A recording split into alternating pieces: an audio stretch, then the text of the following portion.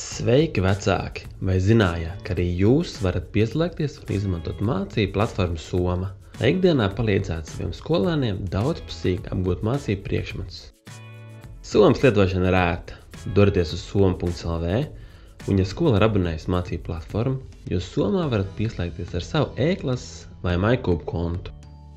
Izvēlieties atbilstošo kontu, piemēram, es izvēlēšos e-klases, un tad jau atliek vien pieslēgties.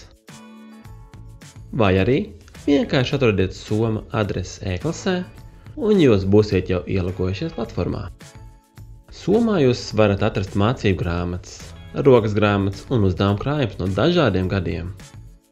Iespējams par kādu tādu grāmatu, no kuras esat mācījušies paši. Piemēram, šai 2002. gada 7. klases standarta izdevumu grāmatā ir varen daudz uzdevumu, ar to risināšanas piemēriem matemātikā.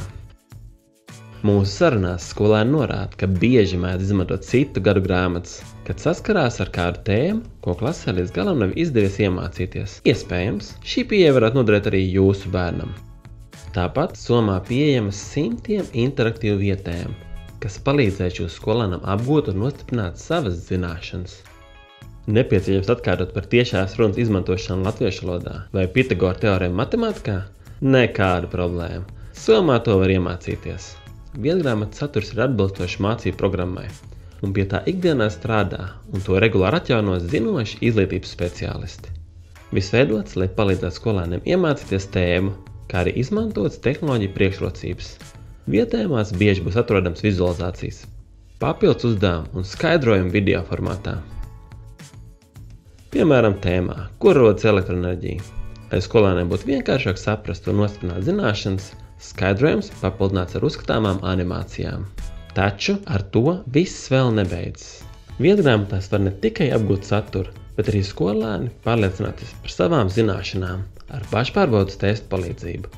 Testu veidot tā, lai ar to palīdzību skolēns mācītos un sev vēlamā tempā nostiprināt zināšanas. Nepareizas atbildes gadījumā skolēnam tiks sniegts padoms, kas jādara, lai kļūdu novērstu. Savukārt pareiza atbilde uzmundrinās. Testa beigās skolēns redzēs apkopojumu par savu sniegumu. Droši izmantojiet Somu kopā ar saviem skolēniem. Un ja jums rodas idejas platformas uzlabojumiem, mēs tās gaidīsim.